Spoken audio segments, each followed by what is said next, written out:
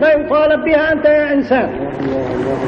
إذن هذا تقرب بالأقوال والكلام. ثم هناك يا إنسان التقرب إلى الله تعالى بالأعمال، أن تتقرب إلى رب العالمين بالأعمال، فرائض نوافل. وهذا كما بين عليه الصلاة والسلام في شأن من تقرب أن الله يقربه ويتقرب إليه. قال صلى الله عليه وسلم يقول الله عز وجل: أنا عند ظن عبدي بي وأنا معه حين يذكرني، فإن ذكرني في نفسه ذكرته في نفسي، وإن ذكرني في ملأ أي ذكر الله في جمع قمت فأثنيت على الله وعظمت الله وكبرت الله وهكذا وحمدت الله وذكرت من جلاله وكبريائه في جمع، قال ذكره الله في ملأ خير منه. قال: وإن تقرب إلي عبدي شبرا تقربت إليه ذراعا، وإن تقرب إلي ذراعا تقربت منه باعا، أي ضعف ما يتقرب، وإن أتاني يمشي أتيته هرولة جل وعلا. يعني هو يتقرب إليك ويقربك أضعاف ما تقربت إليه، وتقربك إليه بأقوال وأعمال، والأعمال منها الفرائض منها النوافل، كما جاء في صحيح البخاري عن أبي هريرة رضي الله تعالى عنه قال رسول الله صلى الله عليه وسلم: يقول الله عز وجل، أي هذا حديث قدسي عن رب العالمين، يقول الله عز وجل: من عادى لي وليا فقد آذنته بالحرب.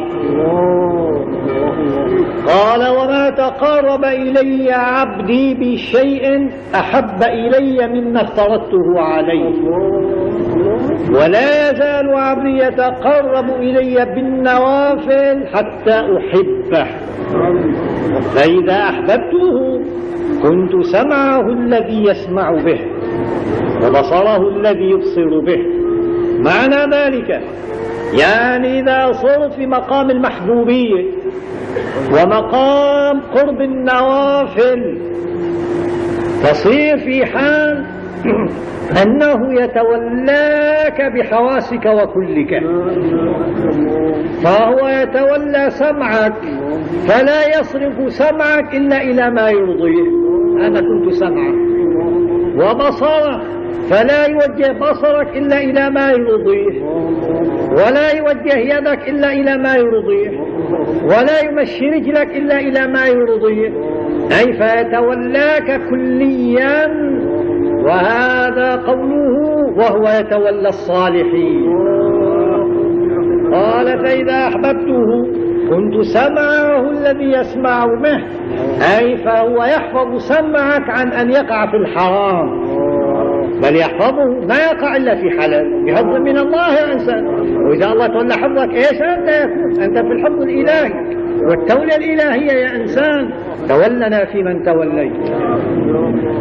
قال: وبصره الذي يبصر به، ويده التي يبطش بها، ورجله التي يمشي بها. قال: ولئن سألني لأعطينه، ولئن استعاذني لأعيذنه.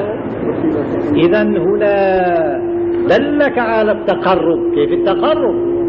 قال: وما تقرب إلي عبدي بشيء أحب إلي مما افترضته عليه. أول كل شيء تتقرب إلى الله بما أفرض وأوجب عليك. إيش أوجب عليك من الواجبات؟ أديها يا إنسان.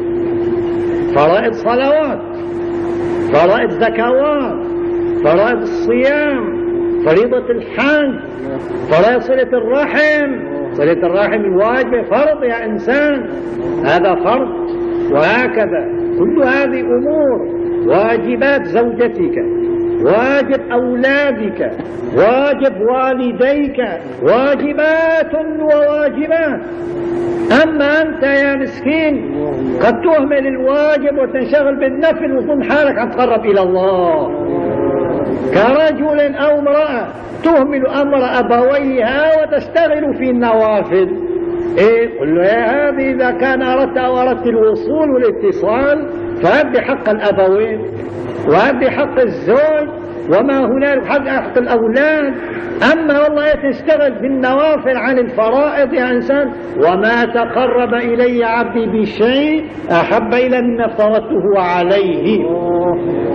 فأول مراتب القرب قرب الفرائض والواجبات، ولا تظن أن الفرائض هي صلوات 5 فقط ولا صيام رمضان فقط، وإنما هناك واجبات أخرى يا إنسان، من جملتها ما قلنا صلة الرحم، وهكذا القيام بشأن الزوجة وقيام شأن الأبوين وتالي حقوق أولادك وما شاكل من هذا، كل هذه واجبات وواجبات. فلذلك أول القرب تؤدي هذه الواجبات. ثم يا هذا فإذا تحققت بقرب الفرائض هناك النوافل، والنوافل تعتبر النوافل أي زيادات على الفرض. متى تصير نوافل؟ إذا كان فرضك سليما وفرضك مستقيما كاملا تعتبر صاحب نوافل. أما أنك يا مسكين تصلي السنن القبلية والبعدية من حيث الصلاة، إيش بتعتقد حالك؟ قال أنا صاحب نوافل، أبى أصلي الفرض وهي السنة القبلية وهي البعدية وأبى أقوم الليل كمان. قل له إيه لا استعجل، ما وصل صاحب النوافل، ما بلا قرب النوافل، ونسأل الله تكون صاحب الفرائض، ربما يكون لسه ما وصلنا الفرائض يا مسكين.